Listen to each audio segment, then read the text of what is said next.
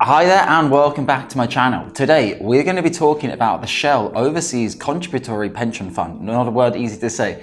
So if you have this pension scheme, it means you've been working abroad for a number of years for Shell, as opposed to their UK version of the fund, our pension scheme, which is just take out the overseas. It's SCPF, Shell Contributory Pension Fund. That's a UK defined benefit structure, which normally speaking, most of my clients paid into that in the earlier part of their career with Shell. They then went to move abroad. My clients are literally all over the world who are inside the overseas version of the fund.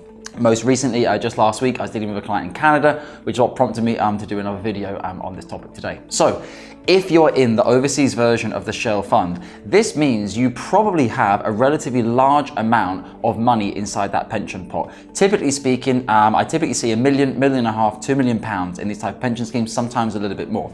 This means that you've worked very, very hard to get that money inside that pension scheme. The reason for this is that it means you've had a long stint of working abroad for Shell. So as you all know from watching this video, having a long stint of working abroad is not easy. Obviously in the early years, yeah, it's nice and fun, living abroad, business flights, all the types of stuff can be fantastic. However, uprooting your family, doing all of that, you put a lot of time and effort into getting that pension fund as big as it is. It's probably your biggest asset for your retirement, maybe alongside the property that you're in at the moment.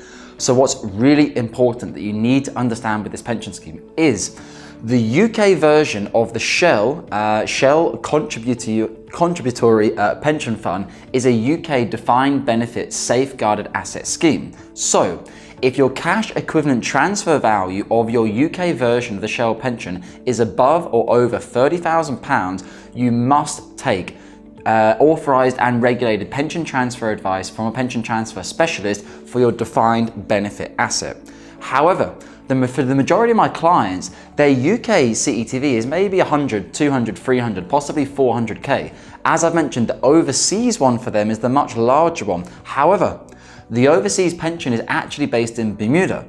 What this means, it doesn't mean that it's risky or dodgy. As I've said, it's a very well-funded scheme. But what it means is, technically speaking, it falls beyond the scope and regulation of the UK. As such, you don't need to get authorised or regulated DB pension transfer advice on your overseas asset. Now, the irony is, your overseas one is actually the more valuable one for you to you probably, and it's far more important for you to get quality advice, whilst your UK one, whilst it's obviously still valuable to you, is probably not the lion's share of your pension assets with Shell. So, what this leads us on to is a situation whereby a lot of financial advisors, particularly if you have the overseas one, it means you live overseas. So by default, you will be the target of rather unscrupulous financial advisors who are not FCA regulated, do not follow best practice of the UK, and may well be looking to move a very large pension pot, such as the overseas one, into say a commission, an offshore bond, Isle of Man, Guernsey, Jersey, etc., where they can earn a very high amount of opaque upfront commission from that commission bond. So it's really important. I would say if you're analysing either of these pension pots, your UK one, you have to work with a UK regulated financial advisor, such as ourselves here at Cameron James. For the overseas one, you don't technically need to. However, I just simply would not go down that route. I would ensure that both pension pots are looked at by an FCA regulated financial advisor, because even if, say, you're living in Canada, or you're living in the Middle East, or you even live in Australia, wherever you are, an FCA regulated advisor won't be able to provide you advice, say, in Canada on their FCA license, because you're no longer a UK resident. But by definition, that financial advisor must follow. If they're on the FCA register, they're not going to mess around. Whilst overseas financial advisors, go look for them on the FCA register, they're not there. Why? Because they're not FCA regulated. So it's really important to make sure you get quality advice on both segments of your pension pots, rather than say getting FCA regulated advice because you have to on the UK version, and then for the overseas one, just picking any Tom, Dick or Harry who you can't find on the FCA register. So really important to be careful when assessing your options with this. Now, in terms of what you can do with your pension transfer for your overseas scheme and your UK scheme, there's a couple of things to note here.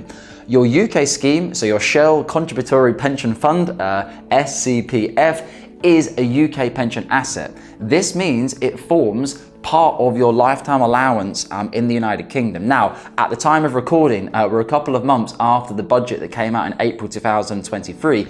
Lifetime allowance is being abolished in the United Kingdom. However, let's just put a finger in the air, because the Labour will almost certainly be coming back into power at some point, and rolling lifetime allowance back is probably the first thing on their list of things they want to do. So anyway, your UK pension pot forms part of your lifetime allowance. Your overseas pension scheme actually has nothing to do with the United Kingdom. Now, what you can say to Shell, and Shell have never told this to me, but just by reading between the lines, they are looking at their overseas clients and thinking, wow, these people are earning a lot of money. If we put them into our UK version of the scheme and they end up having $1 million, $2 million, $3 million, $4 million, $5 million in a pension pot, they're going to absolutely whacked for lifetime allowance in the UK. Why don't we create an overseas pension scheme for them, which is very, very good, but it means the money is outside of the United Kingdom, so they're not going to have lifetime allowance. I would have thought probably tax planning for people is one of the key reasons of having that scheme abroad. Obviously, I can't confirm or deny that, but it would probably be my thoughts on it.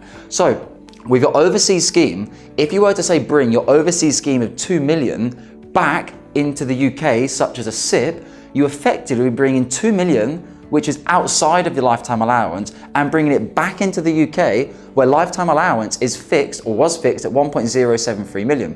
Crucially, when they abolished lifetime allowance, they didn't change your pension commencement lump sum, or your PCLS of 25% was still based on the 1.073 million amount. So if you have an overseas pension scheme with Shell and you're looking to transfer, say, that 2 million, if you were to transfer it to a SIP, you would only be able to take a 25% tax-free lump sum of the 1.073 million amount. Whilst if you transfer your overseas pension scheme into, for example, a QNUPS, which typically speaking is the most suitable course of action, you would be able to take the 25% tax-free lump sum, which would be $500,000, or sometimes even 30% tax-free lump sum, depending upon where you're resident.